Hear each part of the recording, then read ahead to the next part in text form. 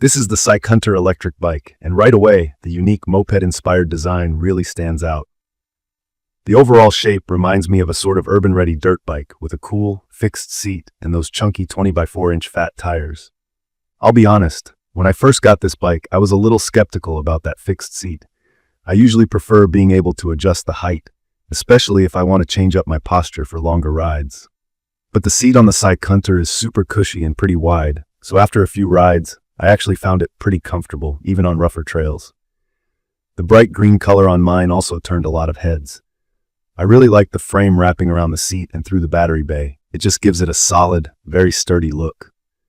Let me walk you through some key features and why I found them pretty practical from my experience. The CycHunter comes with dual 48-volt batteries, each 13 amp hours. Both batteries are removable, which is a huge plus when you live in an apartment like I do. Being able to charge the batteries separately at home or work gives you lots of flexibility. The best part, with those two batteries, the claimed range is up to 150 miles using pedal assist. Now, I haven't managed to stretch out the full 150 miles in one go, but on the weekends, I did a couple of 60-mile trips with plenty of juice left, even with some throttle riding in between.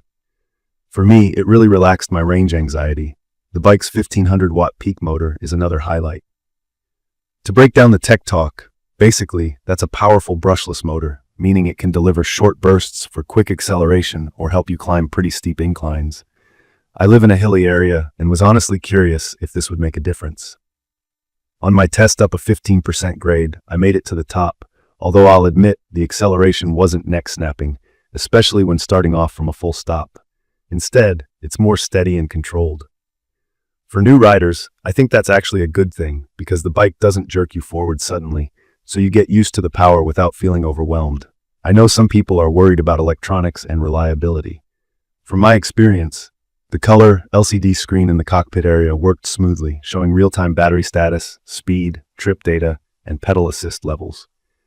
There are 5 pedal assist levels, which just means you can control how much the bike helps you as you pedal. Level 1 is light, and level 5 is max power. I tended to stay around level 3 for a good balance of range and speed. At the highest level, on a flat stretch, I hit just around 28 miles per hour. I think that's plenty for commuting or fun rides, though if you're used to very high-speed bikes, you might wish for even more. The controls are straightforward. The controls on the left handlebar, there's your headlight switch. And that headlight is massive and bright, which adds confidence when riding at night. Below it, there are turn signals that light up on the rear, and a horn that is honestly super loud. I actually startled myself the first time I pressed it. On the right side, you get a Shimano 7-speed shifter and a half-twist throttle. The twist throttle is comfy for my hand, and having wing-style grips helped reduce palm fatigue on longer rides. One thing I want to highlight for beginners is the full suspension system. That means you have shock absorbers both in the front fork, the part holding your front wheel, and in the rear. If you haven't ridden a bike with full suspension before, it basically makes potholes and rough trails way more comfortable. Combine that with the fat tires, and you really glide over gravel, dirt, or city streets with ease. I took it off-road through some light dirt paths and definitely noticed the reduction in roughness compared to my old commuter e-bike. Another thing a lot of people ask me about is safety.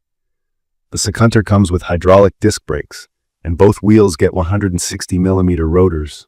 That's just a way of saying you have strong stopping power whenever you need it. I tried a few emergency stops and it felt stable, with no fishtailing or wobbling, even on wet pavement. The rear and front lights, plus reflectors on the pedals and handlebars, add a lot of peace of mind. Having built-in turn signals, especially for busy city riding, is a huge bonus. I'm used to sticking my arm out to signal, but these let cars and other riders know where you're heading with just the press of a button. I think another thing worth mentioning is the overall build and weight. Out of the box, the CycHunter is mostly pre-assembled, though you'll need to attach things like pedals and maybe tweak the handlebars. For me, setup took about 30 minutes, so not bad at all, but the bike is heavy, almost 90 pounds. You'll feel the weight if you need to lift it over steps or fit it into a small elevator. That said, when actually riding, the weight adds a sturdy feeling, and that extra mass keeps you feeling planted on bumpy paths. The design allows for a wide range of riders. The manufacturer says anyone from 5'4" to 6'5" will fit, and I can confirm there's plenty of cockpit space. The BMX-style handlebars have adjustable reach too, so you can pull them closer or push them forward as needed. The one major compromise is that the seat is fixed, as I mentioned earlier.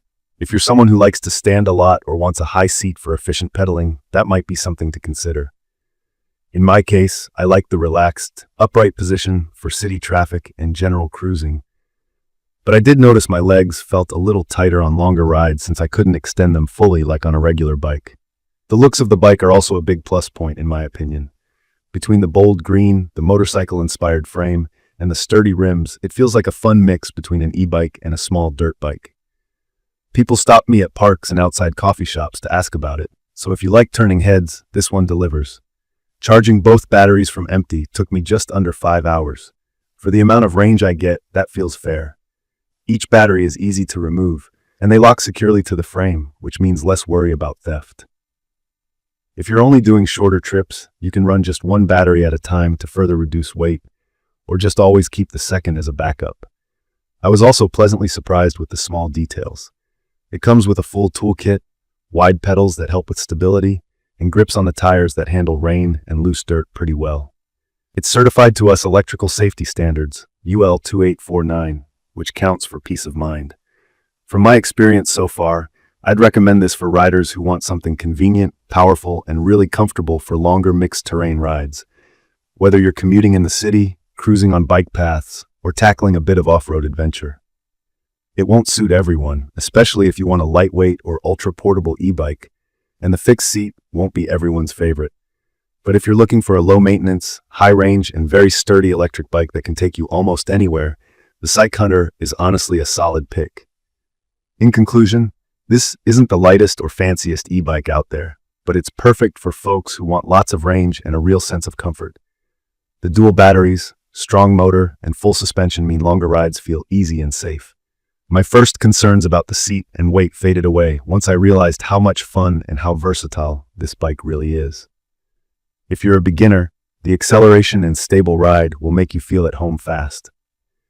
If you're more experienced and want something reliable for everyday use or weekend escaping, the CycHunter absolutely delivers.